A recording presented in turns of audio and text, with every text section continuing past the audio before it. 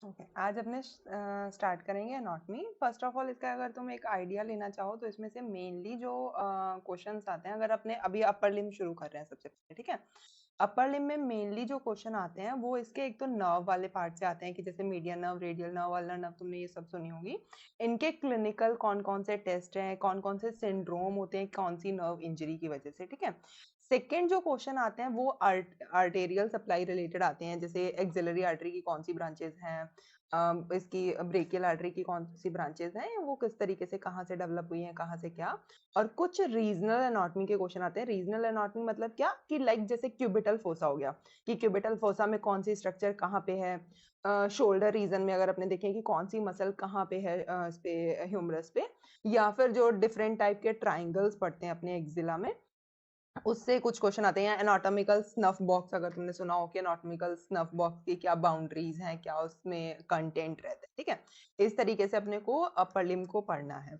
Upper limb में mainly ये 4-5 चीजें इंपॉर्टेंट है, जिसमें फर्स्ट ऑफ ऑल आज अपने पढ़ेंगे इसकी एम्ब्रियोलॉजी के बारे में, कि कैसे अपर लिम्ब डेवलप होता है, किस तरीके से उसमें जो सोमाइट्स, जो अपने बोलते हैं कि C4 की नर्व सप्लाई कहाँ तक है, C5 की नर्व सप्लाई कहाँ तक है, तो ये सोमाइट किस किस तरीके से कहाँ कौन कौन से एरिया को कवर करते हैं अपर लिम्ब में, ठीक है। नेक्स्ट जो अपने पढ़ेंगे आज, that is from brachial plexus, कि ब्रेकियल प्लेक्सस कैसे कैसे डेवलप हो रहा है, कौन कौन सी रूट्स रहती हैं, कौन सी उसकी मेन ब्रांचेस हैं, या फिर उन ब्रांचेस के क्या क्या क्वेश्चंस आते हैं, ठीक है। सो फर्स्ट इज कुछ अगर अपने वो देखें हिस्टोरिकल से, कि कौन फादर ऑफ एनाटॉमी है। वैसे ये मतलब बहुत वो है, इसमें नहीं आता है, ये पीएससी वगैरह में ज्यादा क्वेश्चन आते हैं ना, एमडी वाले पेपर में ये हिस्टोरिकल पार्ट से थोड़े कम क्वेश्चन रहते हैं। पीएससी जो होती है, स्टेट पीएससी या फिर यूपीएससी वगैरह, उसमें ये फादर वाले क्वेश्चन या ऐसे वाले क्वेश्चन उसमें ज्यादा आते हैं, ठीक है। तो उस तरीके से अगर आपने देखें, फादर ऑफ एनाटॉमी कौन है, हीरोफाइलस। सर्कुलेशन ऑफ ब्लड किसने डिस्कवर किया था, विलियम हार्वे ने। And father of modern embryology कौन है, के वॉन बेगर, ठीक है। ये उस तरीके से तुम ध्यान रख सकते हो। फर्स्ट अपने शुरू करेंगे अभी अपर लिम्ब। अपर लिम्ब में सबसे अपने को पढ़ना है कि डेवलप एम्ब्रियोलॉजिकली अपने देख रहे हैं कि अपर लिम्ब का डेवलपमेंट कब होता है इंट्रायूटेराइन लाइफ में, किस तरीके से प्लेस्ड है upper limb and lower limb. तो सबसे पहले क्या होता है, जब जब बॉडी डेवलप हो रही होती है उस टाइम पे दो बर्ड्स अपीयर होती है, ठीक है। दो बर्ड अपीयर होती हैं अपर लिम्ब के लिए, एंड दो ही बर्ड अपीयर होती हैं लोअर लिम्ब के लिए। लेकिन ये जिससे इसमें मैंने लेटरल साइड पे तुमको दिखाया ना, ये लेटरल साइड पे नहीं है, ये सामने की साइड पे डेवलप हो रही थी। कैसे, जैसे इसमें देखो, इसमें कैसे डेवलप हो रही है, सामने की तरफ जो डेवलप हो रही है, मतलब ऐसे वेंट्रल एस्पेक्ट में डेवलप होती है, ठीक है। उसके बाद में इनमें रोटेशन होता है। तो जो वो रोटेशन होता है उसकी वजह से सबसे पहले जो देखोगे अगर तुम इसमें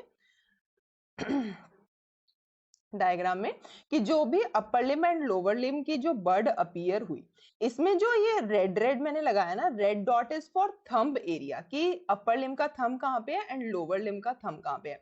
तो दोनों के ही जो थंब वाला एरिया है, दोनों में अपर साइड में ही डेवलप होता है, अपर एंड लोअर लिम्ब में। लेकिन क्या होता है, ड्यूरिंग डेवलपमेंट के फेज में क्या होता है, जो अपनी अपर लिम्ब की बर्ड है वो 90 डिग्री लेटरली रोटेट कर जाती है। 90 डिग्री लेटरली रोटेट करेगी, तो जिसकी वजह से क्या होएगा, जो एक सेकेंड,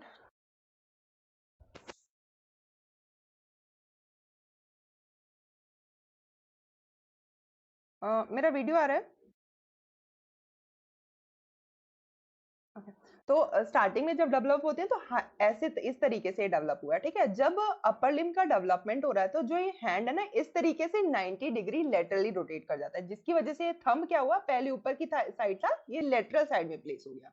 इसी के अपोजिट लोअर लिम्ब में क्या होता है, जो ये इस तरीके से डेवलप हो रही थी लोअर लिम्ब की वर्ड्स, वो मीडियली 90 डिग्री रोटेट कर जाती है। इसीलिए अपना मीडियल, या you can get the recorded lecture.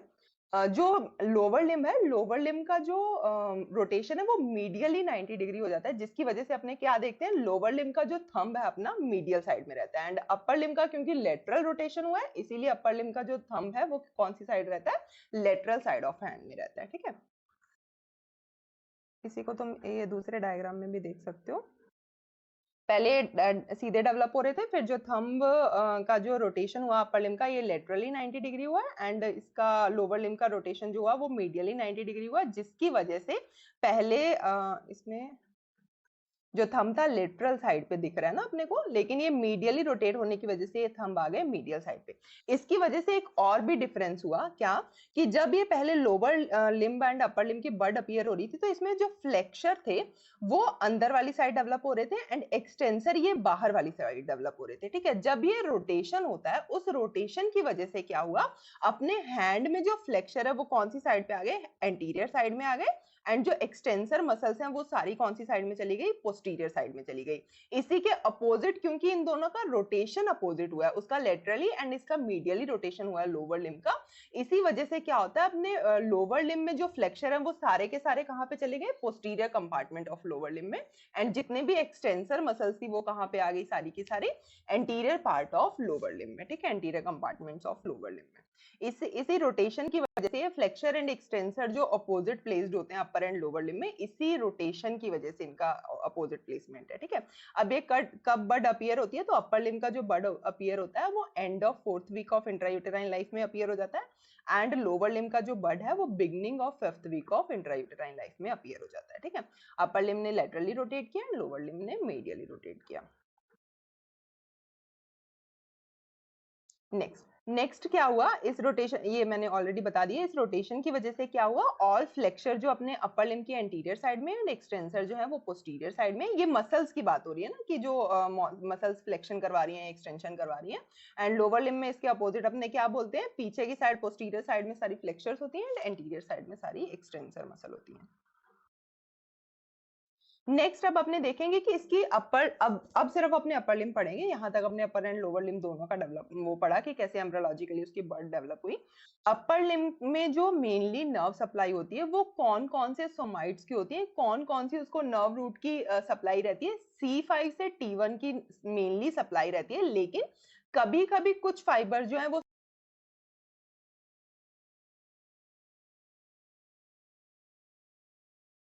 इसकी वजह से एक और चीज होगी, एक सेकंड उसके लिए एक और डायग्राम देख लो पहले।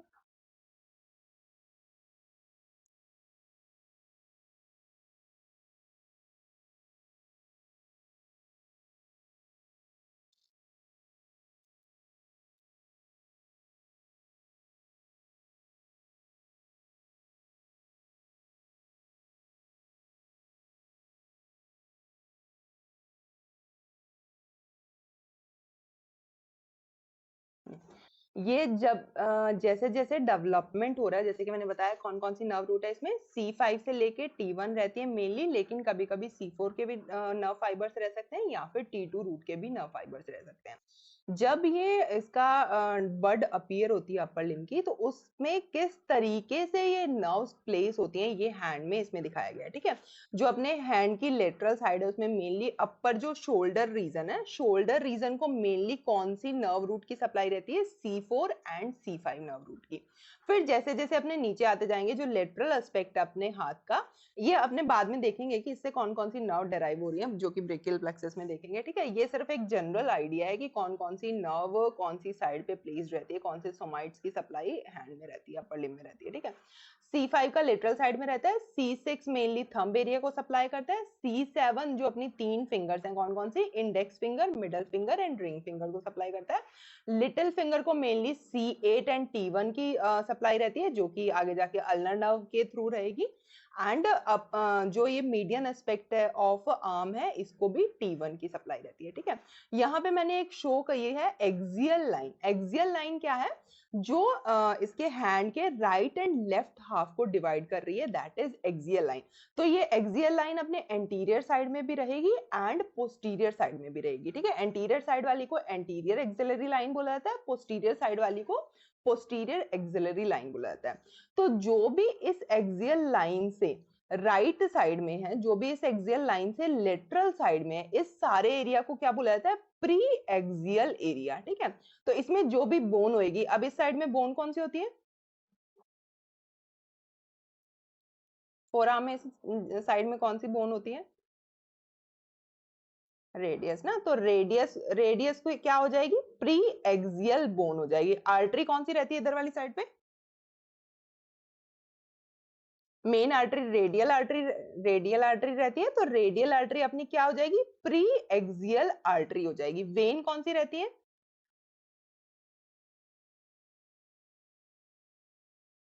वेन इज सिफेलिक वेन ना, जो सिफेलिक वेन, सिफेलिक वेन अपनी क्या हो जाएगी, प्री एक्सियल वेन हो जाएगी। तो इसका कहने का मतलब क्या है कि जो भी इस एक्सिलरी लाइन से लेटरल साइड में है हैंड में, वो सारी प्री एक्सियल स्ट्रक्चर है, pre axial bone, pre axial artery, pre axial when. इसी के अपोजिट जो मीडियल साइड है एक्सियल लाइन में, जो भी यहाँ पे स्ट्रक्चर प्रेजेंट है, लाइक अल्ना, अल्नर, अपनी ulna bone, basilic vein and ulnar artery, ये सारी की सारी क्या है, पोस्ट एक्सियल स्ट्रक्चर्स हैं, ठीक है।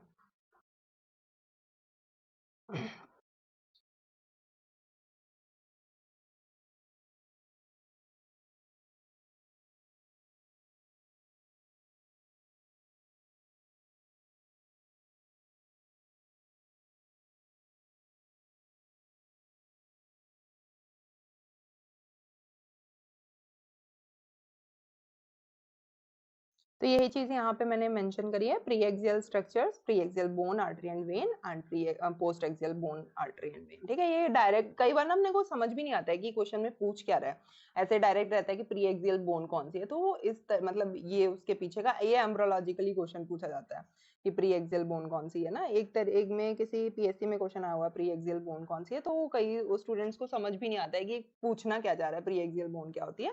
तो वो ये एक्सियल लाइन, एक्सिलरी लाइन के हिसाब से एम्ब्रोलॉजिकली डिफरेंशिएटेड होता है, उसके हिसाब से ये स्ट्रक्चर्स हैं, ठीक है। Next is brachial plexus. Brachial plexus में जो मेनली तुमको चीजें ध्यान रखनी है, एक तो ये कि कौन सी नर्व की, वो नर्व रूट क्या है, ठीक है। सेकंड, कौन सी नर्व की इंजरी की वजह से कौन सी मसल पे दिक्कत आएगी, मसल की वजह से अपने को क्या क्या साइंस देखने को मिलेगी। तो फर्स्ट ऑफ ऑल अगर अपने ब्रेकियल प्लेक्सस में देखें कि कौन कौन सी नर्व रूट इन्वॉल्व रहती है, इसमें C5, C6, C7, C8 and T1, ये 5 नर्व रूट सबसे पहले रहती हैं। फिर क्या होता है, C5 एंड C6 की जो नर्व रूट है, ये आपस में मिलके क्या बनाती है, अपर ट्रंक। C7 की नर्व रूट कैसे कंटिन्यू होती है, अकेले ही कंटिन्यू होती है एज मिडल ट्रंक। फिर C8 एंड T1 की जो नर्व रूट है, वो दोनों साथ में कंटिन्यू होती है एज लोअर ट्रंक। तो रूट्स के बाद में अपने पास में अब 3 ट्रंक आ चुके हैं, that is upper, middle and lower trunk.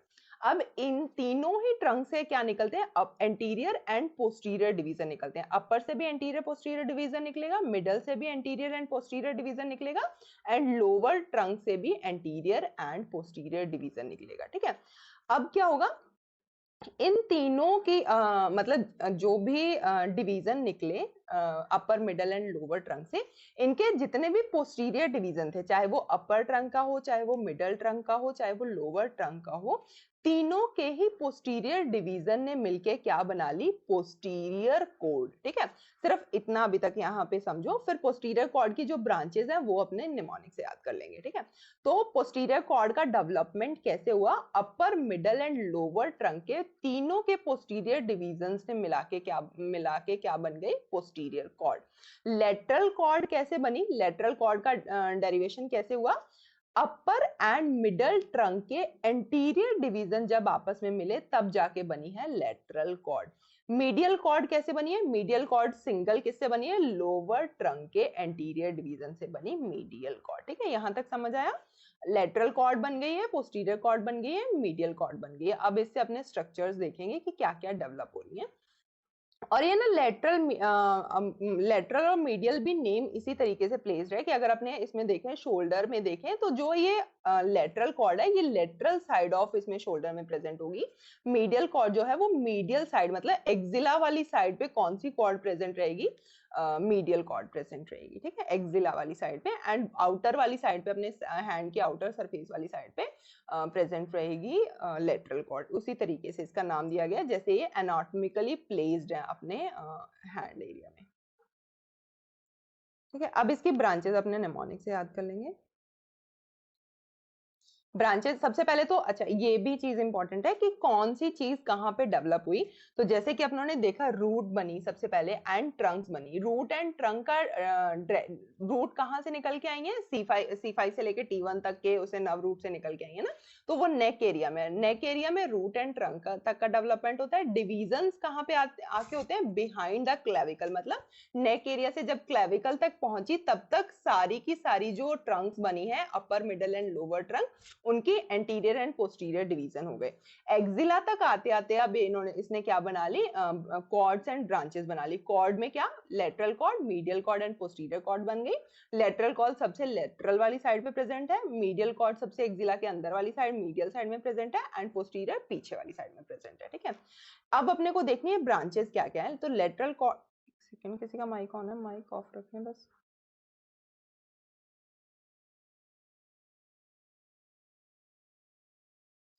तो लेटरल कॉर्ड की क्या क्या ब्रांचेस है, लेटरल कॉर्ड की ब्रांचेस को अपने कैसे याद रखेंगे, एल एम एल से। L is for lateral pectoral nerve, M is for musculocutaneous nerve, L is for lateral root of median nerve.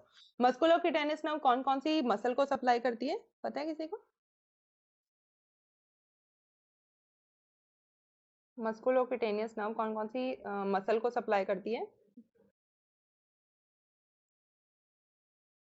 बताओ, इंपॉर्टेंट है ये तो। बीबीसी ना, बताओ। ब्रेकियलिस, बाइसेप्स ब्रेकाई एंड कोरेकोब्रेकियलिस, तीन को सप्लाई करती है, इसको बीबीसी से याद रखते हैं। ये मैंने लिखा है, ये भी इंपॉर्टेंट है क्योंकि उसका पूछा जाता है कभी, ब्रेकियलिस का पूछा हुआ है एक दो बार कि ब्रेकियलिस की नर्व सप्लाई किससे होती है। तो लेटरल कॉर्ड से पहले तीन ब्रांचेस निकली, उन तीन ब्रांचेस में मेनली अपने को जो ध्यान मतलब जिसका पढ़ना है दैट इज मस्कुलोक्यूटेनियस नर्व, इसका भी अपने आगे भी पढ़ेंगे थोड़ा सा। ठीक है, next is posterior cord. Posterior cord की ब्रांचेस को कैसे याद रखोगे, अल्नर निमोनिक याद रखना है। U is for upper subscapular nerve, L is for lower subscapular nerve, N is for nerve to latissimus dorsi या फिर जिसको थोरेको डॉर्सल नर्व भी बोला जाता है। A is for axillary nerve, इससे डराइव होगी। R is for radial nerve, इससे डराइव होगी। ब्रेकियल प्लेक्सिस की लार्जेस्ट नर्व कौन सी होती है,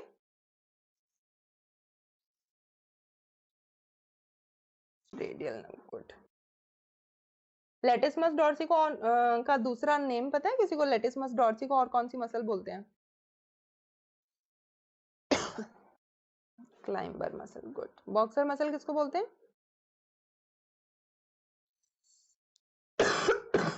बॉक्सर मसल किसको बोला जाता है? serratus anterior, serratus anterior is boxer muscle, latissimus dorsi is climber muscle.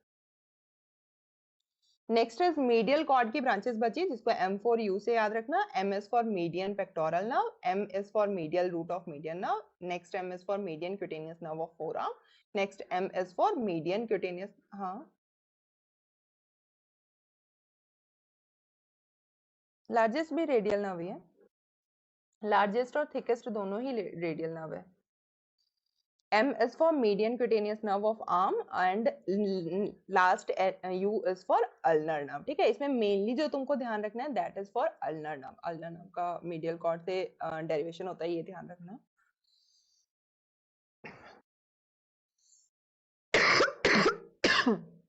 Next is ये डायरेक्ट क्वेश्चंस हैं जो कि ब्रेकियल प्लेक्सिस से आते हैं। वन इज लार्जेस्ट नर्व कौन सी है, थिकेस्ट नर्व कौन सी है, ब्रेकियल प्लेक्सिस की। ठीक है, यहाँ पे ब्रेकियल प्लेक्सिस मेंशन कर देना। Largest nerve of brachial plexus और thickest nerve of brachial plexus is radial nerve. Next है smaller terminal branch of posterior cord. तो जैसे अपने पोस्टीरियर कॉर्ड से पढ़ा ना कि पोस्टीरियर कॉर्ड से अल्नर नर्व डराइव्ड हो रही है पूरी की पूरी, ULNAR जो निमोनिक हमने पढ़ा, उसमें से सबसे स्मॉलेस्ट टर्मिनल ब्रांच कौन सी है, एक्सिलरी नर्व। ठीक है,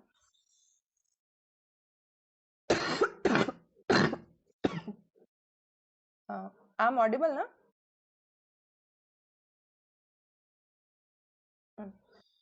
तो एक्सिलरी नर्व क्या है, जो अपने पोस्टीरियर कॉर्ड से पढ़ा कि जो निमोनिक जिसका अपने अल्नर पढ़ा, स्मॉलर टर्मिनल ब्रांच उसकी सबसे मतलब पोस्टीरियर कॉर्ड की सबसे छोटी ब्रांच एंड टर्मिनल की जिसमें पोस्टीरियर कॉर्ड जाके एंड होएगी, that is axillary nerve. Next is ये डायरेक्ट क्वेश्चन है median nerve and ulnar nerve का। मीडियन नर्व को लेब्रर नर्व भी बोला जाता है, क्यों, क्योंकि ये अपने हैंड की मेजर मसल को सप्लाई करती है, हैंड की अपनी जो बड़ी बड़ी मसल्स हैं उनको सप्लाई करती है, जिनसे अपने मेनली जो काम होते हैं। ठीक है, आई ऑफ द हैंड इसको क्यों बोला जाता है, आई ऑफ हैंड क्यों बोलते हैं?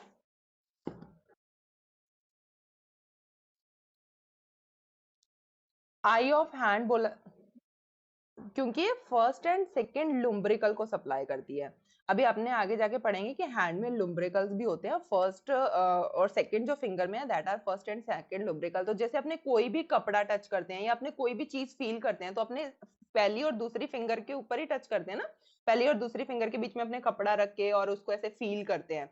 तो इसीलिए इसको आई ऑफ द हैंड बोला जाता है, क्योंकि ये हर चीज की थिकनेस को, हर चीज की कितना स्मूथ है, कितनी रफ है, उस तरीके से ये पता कर लेती है, क्योंकि ये फर्स्ट एंड सेकेंड लुब्रिकल को सप्लाई कर रही है एंड उससे अपने को हर चीज का थिकनेस और वो सब स्मूथनेस पता लगती है, इसीलिए इसको आई ऑफ द हैंड भी बोला जाता है, मीडियन नर्व को। ठीक है, नेक्स्ट इज अल्नर नर्व को म्यूजिशियन नर्व बोला जाता है। क्यों? क्योंकि ये स्मॉल मसल्स ऑफ हैंड को सप्लाई करती है जो अपने हैंड की फाइनर मूवमेंट्स में काम आते हैं। ये इसको अभी थोड़ा और भी डिटेलिंग से पढ़ेंगे, ये डायरेक्ट मैंने क्वेश्चंस लिखे थे इसलिए बता दिया यहाँ पे।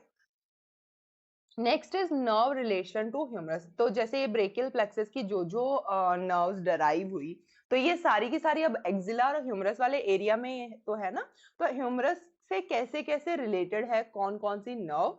मेनली 3 नर्व हैं जो ह्यूमरस से रिलेटेड है। One is axillary nerve, second is radial nerve and third is ulnar nerve. ठीक है, एक्सिलरी नर्व जो है वो सर्जिकल नेक ऑफ ह्यूमरस पे होती है। सर्जिकल नेक ऑफ ह्यूमरस क्या है?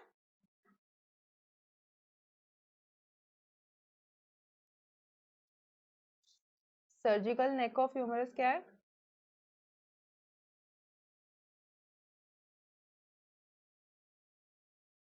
जो अपर एंड ऑफ ह्यूमरस को शाफ्ट से वो करता है, अलग करता है। एक सेकंड, कोई इसका डायग्राम देख लो फिर अपने इसको पढ़ेंगे। देखो, दिस इज ह्यूमरस ना, तो इसमें अपने को क्या देखनी है, जो मेन मेन चीजें हैं जो इससे रिलेटेड है, इंपॉर्टेंट है। वन इज एनाटॉमिकल नेक क्या होती है, सेकंड इज सर्जिकल नेक क्या होती है, थर्ड इज बाइसेपिटल ग्रूव या फिर इंटरट्यूबरकल ग्रूव में कौन कौन सी स्ट्रक्चर है, फोर्थ इसकी ग्रेटर ट्यूबरकल पे कौन सी मसल्स होती हैं, लेसर ट्यूबरकल पे कौन सी मसल होती हैं, एंड लास्ट इज की जो इसकी शाफ्ट जो यहाँ पे प्रेजेंट रहती है, स्पाइरल ग्रूव प्रेजेंट रहता है ना, स्पाइरल ग्रूव से कौन सी नर्व निकल रही है। ठीक है, ये कुछ चीजें हैं जो तुमको ह्यूमरस से पढ़नी है। जो इसकी एनाटॉमिकल एंड सर्जिकल नेक है, इसमें क्या डिफरेंस है? एनाटॉमिकल नेक क्या करती है, जो अपर एंड से सिर्फ हेड पार्ट ऑफ ह्यूमरस को वो अलग कर रही है। तो एनाटॉमिकल नेक का मतलब क्या है कि ये पूरा का पूरा ही अपने को पता है ह्यूमरस का अपर एंड है। अपर एंड को सिर्फ हेड ऑफ ह्यूमरस से अलग करती है कौन? एनाटॉमिकल नेक। और सर्जिकल नेक क्या करती है? पूरे अपर एंड ऑफ ह्यूमरस को शाफ्ट ऑफ ह्यूमरस से अलग करती है। ठीक है, तो ये दो अलग अलग चीजें हैं जिसको ध्यान रखना। सर्जिकल नेक क्या कर रही है? पूरे अपर एंड ऑफ ह्यूमरस को शाफ्ट पोर्शन ऑफ ह्यूमरस से अलग कर रही है। और एनाटॉमिकल नेक क्या कर रही है? सिर्फ हेड ऑफ ह्यूमरस को अपर एंड ऑफ ह्यूमरस से अलग कर रही है। ठीक है, अच्छा, बोन का ग्रोथ कौन से पार्ट से होता है? जैसे अपने शाफ्ट और इसका बात कर रहे हैं, तो जो बोन की एक ग्रोथ होती है कौन से पार्ट से होती है, कौन सी एंड से होती है बोन? बोन का ग्रोथ कहाँ से, कौन से एरिया से होता है? एपिफाइसल प्लेट से ना।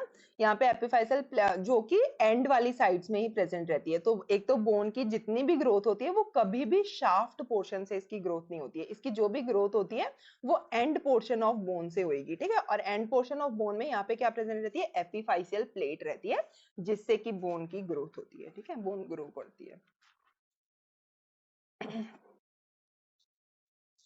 तो अब इससे रिलेशन देखो, एक सेकंड, इसका एक और डायग्राम भी देख लो पहले।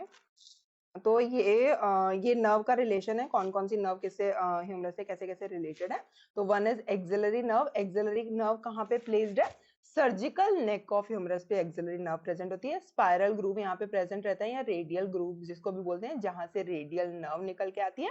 एंड जो मीडियन प्रोसेस है इसका, ह्यूमरस का मीडियन ऑलिगोनल प्रोसेस, उस साइड से, सॉरी, मीडियन एपिकोंडाइल से, मीडियन एपिकोंडाइल से क्या निकलती है? अल्नर नर्व निकलती है। ठीक है, तो ये 3 नर्व का रिलेशन है किससे? ह्यूमरस से। जो ध्यान रखना है तुमको कि कौन सी नर्व कहाँ पे है, यही इस टेबल में लिखा हुआ है। बाकी उसके साथ साथ में उसकी रूट वैल्यू लिखी हुई है, वो तुम ब्रेकियल प्लेक्सस से भी देख सकते हो कि कौन सी नर्व की कैसे रूट वैल्यू है। मस्कुलर क्यूटेनियस नर्व का रूट वैल्यू ध्यान रखना, इसका पूछा जाता है। C5, C6, C7 इसका रूट वैल्यू है। रेडियल और जो मीडियन नर्व है उसका तो रूट वैल्यू C5 से लेकर T1 तक ही रहता है, लेकिन थिकेस्ट नर्व जो है वो रेडियल नर्व है, एंड लार्जेस्ट नर्व भी रेडियल नर्व है। क्यों? क्योंकि ये हैंड के ज्यादा पार्ट को सप्लाई करती है। अपनी मेन जो एक्सटेंसर नर्व है, जो भी एक्सटेंसर कंपार्टमेंट की मसल है, सबको कौन सप्लाई करती है? Radial nerve. इसका मतलब ये आर्म में भी सप्लाई करेगी, फोर आर्म में भी सप्लाई करती है, हैंड में भी सप्लाई करती है, ठीक है। इसीलिए इसको largest nerve of brachial plexus बोला जाता है। तो अल्नर नर्व जो है वो कहाँ से निकल रही है? मीडियल एपिकोंडाइल से निकल रही है, मिड शाफ्ट वाले स्पाइरल ग्रूव वाले पार्ट से, या फिर जिसको रेडियल ग्रूव बोला जाता है, वहां से रेडियल नर्व निकल रही है। ओके, ये नर्व्स का भी डायरेक्ट ही वो क्वेश्चन रहता है। नेक्स्ट इज ये ह्यूमरस से रिलेटेड कुछ इंपॉर्टेंट चीजें जो मैंने यहीं पे बता दी हैं।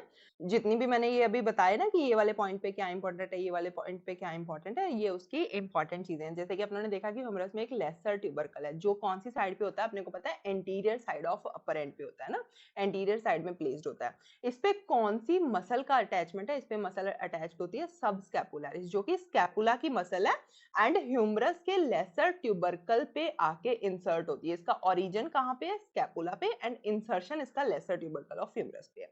नेक्स्ट इज ग्रेटर ट्यूबरकल पे और कौन कौन सी मसल का इंसर्शन होता है? तो greater tubercle first of all तो lateral aspect of upper end पे प्रेजेंट रहता है, मतलब अगर अपने हैंड का वो देखें तो लेटरल साइड में प्रेजेंट रहता है ग्रेटर ट्यूबरकल। एंड इस पे कौन कौन सी मसल्स का अटैचमेंट है? Supraspinatus, infraspinatus and teres minor. ये चारों मसल मिलके क्या बनाती है?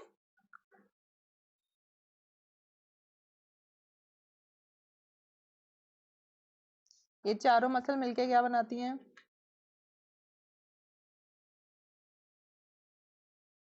गुड, रोटेटर कफ, या फिर जिसको मस्कुलो टेंडेनियस कफ भी बोला जाता है, जो कि ह्यूमरस को सपोर्ट करती है ताकि ह्यूमरस का डिसलोकेशन ना हो, ठीक है। तो ये उसमें भी ये चारों मसल्स रहती हैं, मस्कुलो टेंडेनियस कफ या फिर रोटेटर कफ में, और इनका इंसर्शन कहाँ पे एंड इंसर्शन कहाँ पे? ग्रेटर एंड लेसर ट्यूबरकल पे। किसका ग्रेटर पे है, किसका लेसर पे, ये ध्यान रखना है, ठीक है। तो लेसर पे सिर्फ सबस्कैपुलरिस का ही है। नेक्स्ट जो अपनों ने देखा कि इसके ह्यूमरस में दोनों ट्यूबरकल के बीच में एक ग्रूव प्रेजेंट है, जो कि जिसको बाइसेप्टल ग्रूव भी बोलते हैं, या फिर इंटर ट्यूबरकुलर सल्कस भी बोला जाता है। ये किस किस को अटैचमेंट देता है? तो इसके लिए निमोनिक क्या याद रखना है तुमको? लेडी बिटवीन टू मेजर, ठीक है। लेकिन ये ध्यान रखना कि लेटरल साइड में कौन सी है एंड मीडियल साइड में कौन सी है। तो लेटरल साइड में कौन से वाला मेजर है? पेक्टोरलिस मेजर लेटरल साइड में इंसर्शन होता है। मतलब ये बॉडी की लेटरल साइड होगी, ठीक है, ये बॉडी की मीडियल साइड होगी। तो इस ग्रूव में सबसे लेटरल साइड में किसका इंसर्शन होएगा? पेक्टोरलिस मेजर का। सबसे मीडियल साइड में किसका इंसर्शन होएगा? इस बाइसेपिटल ग्रूव पे टीरिस मेजर का। एंड इसके दोनों के बीच में फ्लोर ऑफ बाइसेपिटल ग्रूव पे किसका इंसर्शन होएगा? लेटिसमस डॉर्सी का, ठीक है। ये ध्यान रखना कि लेटरल साइड में कौन सा एंड मीडियल साइड में कौन से वाला मेजर की बात कर रहे हैं ये। तो pectoralis major is on lateral side of biceps groove. ये इंपॉर्टेंट है इससे, वरना ये निमोनिक तो क्योंकि सबको याद रखता है रहता है ना कि लेडी बिटवीन टू मेजर, लेकिन ये भूल जाते हैं अपने कि पेक्टोरलिस मेजर लेटरल पे था या फिर टीरिस मेजर लेटरल पे था। Next is surgical neck of humerus का क्या इंपॉर्टेंस है? सबसे पहले सर्जिकल नेक का मतलब क्या है? जो upper part of upper end of उसको अपर हेड को अलग कर रही है शाफ्ट ऑफ ह्यूमरस से, ठीक है। अपर एंड ऑफ ह्यूमरस को शाफ्ट ऑफ ह्यूमरस से अलग कर रही है, दैट इज सर्जिकल नेक। इसका इंपॉर्टेंस क्या है? कि इससे एक्सिलरी नर्व पास होती है, तो अगर सर्जिकल नेक पे कोई भी इंजरी होगी तो एक्सिलरी नर्व उससे डैमेज हो सकती है। नेक्स्ट इज एनाटॉमिकल नेक को क्या होगी? एनाटॉमिकल नेक मैंने ऑलरेडी बता दिया, जो हेड पोर्शन ऑफ ह्यूमरस को रेस्ट ऑफ अपर एंड से अलग कर रही है, that is anatomical. Next is carrying angle. Carrying angle क्या होता है? जो जैसे अब तुमने अपना हाथ रखो सीधा ना, तो अपना हाथ एकदम स्ट्रेट नहीं होता है, एक एंगल बनता है अपना, फोर आर्म और आर्म के बीच में एक एंगल बनता है, दैट इज कैरिंग एंगल, जो कितना होता है? 163। ये किस वजह से होता है? क्योंकि जो ह्यूमरस में ट्रॉक्लिया है उसका जो मीडियल एंड है ना वो हैंग्ड रहता है।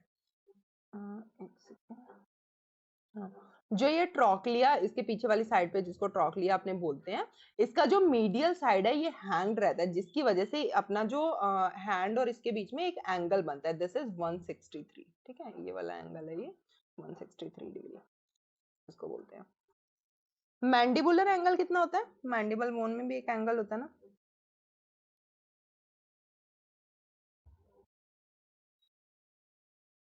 मैंडिबुलर एंगल, मैंडिबल में एंगल कितना होता है? चलिए मैं नेक्स्ट क्लास से पहले पूछूंगी मैंडिबल एंगल कितना होता है, ठीक है, ये मुझे बताएंगे सब लोग।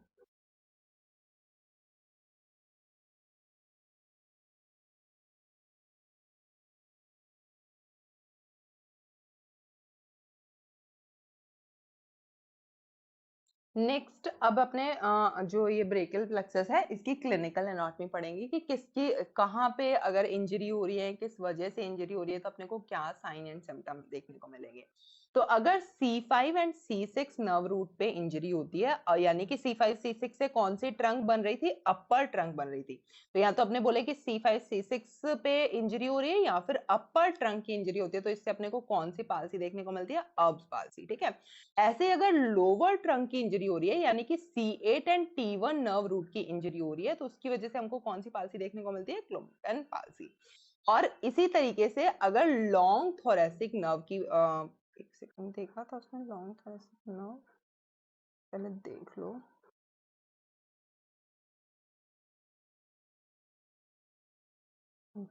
इसमें देखो यहाँ से एक डेवलप हो रही है डायरेक्ट रूट से, ठीक है। बाकी अपने क्या पढ़ा कि रूट निकली, ट्रंक निकली, उससे डिवीजन हुए एंड ऑल, सबका वो डेरिवेशन हुआ। लेकिन रूट से डायरेक्ट एक नर्व निकलती है, that is long thoracic nerve. जो कौन कौन सी नर्व रूट से निकलती है? C5 C6 and C7। ये इन तीनों नर्व रूट से एक डायरेक्ट नर्व निकलती है, that is long thoracic nerve, या फिर जिसको long thoracic nerve of Bell भी बोला जाता है, जो आगे चल के कौन सी मसल को सप्लाई करेगी? सेरेटस एंटीरियर मसल को सप्लाई करेगी, ठीक है। अगर इसका डैमेज हो जाता है तो सेरेटस एंटीरियर मसल का डैमेज हो जाएगा, जिसकी वजह से अपने को कौन सा साइन वो देखने को मिलेगा? साइन विंगिंग ऑफ स्कैपुला देखने को मिलेगा अपने को। नेक्स्ट जो मतलब बाकी जो ब्रांचेस पढ़ी अपनों ने, उसके अलावा दो ब्रांचेस और है